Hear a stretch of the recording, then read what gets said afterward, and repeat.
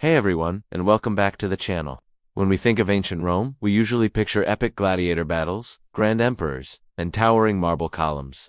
But what was it like to actually live there? What did an average Roman do all day? Let's travel back in time and find out. For most Romans, the day started early. At sunrise, no alarm clocks, just the sun peeking over the hills. A typical breakfast was simple, maybe some bread dipped in wine, or some cheese and fruit. After that, it was off to work.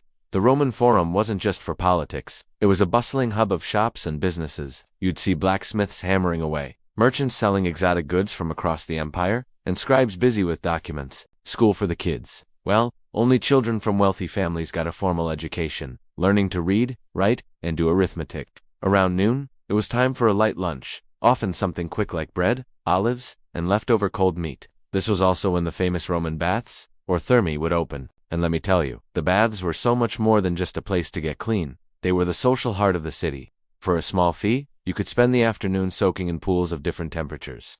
From the hot caldarium to the cold frigidarium. You could exercise, get a massage, and most importantly, catch up on all the latest gossip with your friends. Business deals were made, and political discussions happened right there in the steam.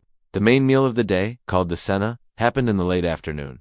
For the poor, it might be a simple porridge of grains. But for the rich, it was a multi-course feast. They'd recline on couches and be served elaborate dishes like roasted dormice, flamingo tongues, and seafood smothered in garum, a very pungent fish sauce. They'd have wine, music, and entertainment, sometimes lasting for hours. It was the ultimate dinner party. So what about housing?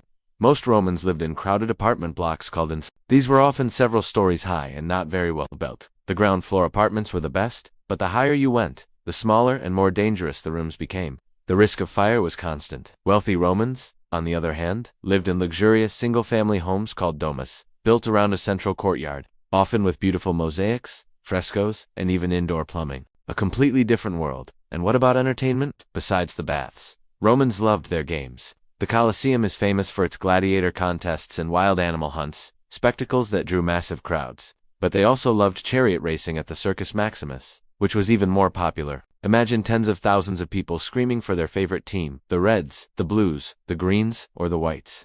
It was the ancient world's version of a major sports league.